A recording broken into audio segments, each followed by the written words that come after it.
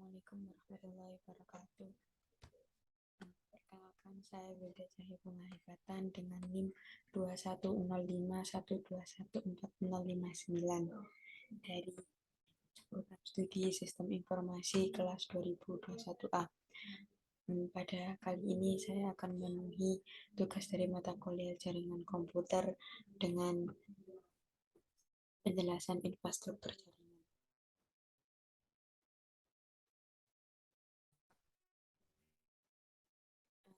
Sebelumnya, jaringan komputer adalah sebuah kumpulan komputer dan peralatan lainnya yang terhubung dalam satu kesatuan. Sedangkan infrastruktur jaringan merupakan sebuah kumpulan sistem komputer yang saling berhubungan, dihubungkan oleh berbagai macam bagian dari sebuah arsitektur telekomunikasi. Infrastruktur jaringan merupakan sebuah kumpulan sistem komputer yang saling berhubungan, dihubungkan oleh berbagai macam arsitektur telekomunikasi. Selanjutnya ada sistem terdistribusi. Sistem terdistribusi merupakan suatu sistem perangkat lunak yang dibuat di atas sebuah jaringan. Perangkat lunaklah yang menentukan tingkat keterpaduan dan transparansi suatu sistem jaringan. Selanjutnya, perbedaan jaringan komputer dan sistem terdistribusi. Untuk jaringan komputer sendiri memiliki komputer yang terhubung merupakan gabungan yang terdiri dari beberapa workstation atau juga gabungan komputer server dan klien. Beberapa komputer terhubung akan dapat sharing, namun tiap pekerjaan ditangani sendiri oleh komputer meminta dan diminta dilayani. Yang kedua ada sistem terdistribusi, yaitu komputer yang terhubung terdiri dari host atau komputer utama dan terminal-terminal, yaitu komputer yang terhubung dengan komputer host. Beberapa host komputer terhubung agar dapat mengerjakan sebuah atau beberapa pekerjaan besar bersama. Host melayani beberapa terminal dan melakukan proses berdasarkan input dari terminal-terminal. Selanjutnya ada data center. Data center merupakan secara umum data center dapat diartikan sebagai pusat data.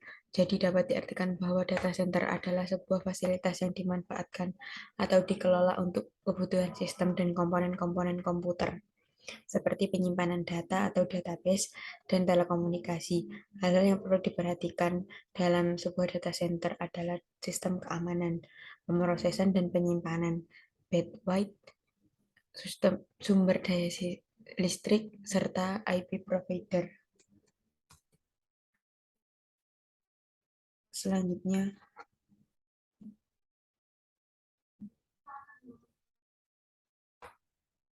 pembagian jaringan berdasarkan jangkauan geografis. Yang pertama ada PAN atau Personal Area Network. PAN ini bisa dikatakan dengan jaringan skala kecil yang menghubungkan secara langsung dari perangkat satu ke perangkat lainnya. Jangkauan yang dapat dilakukan ini hanya beberapa sentimeter dan beberapa meter saja. Contohnya seperti WiFi, Bluetooth, IRDA, dan lain-lain. Yang kedua ada LAN atau Local Area Network. LAN merupakan jaringan komputer yang menghubungkan satu atau dua komputer dengan jangkauan ruangan kecil. Contohnya jaringan komputer kampus, lab komputer, gedung kantor, dalam rumah, sekolah, atau yang lebih kecil lagi.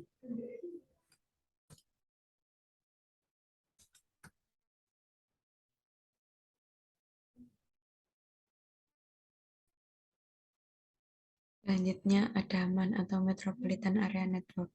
MAN merupakan jaringan komputer yang menghubungkan komputer dalam jangkauan metropolitan yang sering terjadi di kota-kota besar. Contohnya jaringan bank, jaringan satu kota atau wilayah, dan lain-lain. Selanjutnya ada WAN.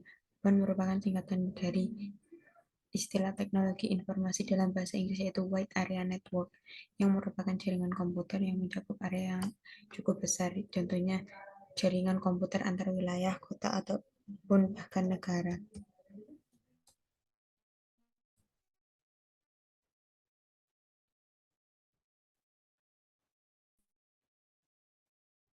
Selanjutnya, jaringan berdasarkan aksesnya. Yang pertama ada intranet. Intranet merupakan jaringan informasi yang meliputi ruang lingkup sempit, bahkan dapat dikatakan privat, apalagi dibandingkan dengan internet. Intranet hanya bisa diakses untuk kalangan internet internal. Yang kedua ada internet. Internet merupakan suatu jaringan yang terdiri dari beberapa jaringan. Hal ini jelas merujuk pada konsep gimana suatu lokal jaringan komputer tertentu atau jaringan lokal juga bisa terhubung ke dalam suatu jaringan lainnya. Internet bisa diakses oleh publik, bukan hanya internal saja.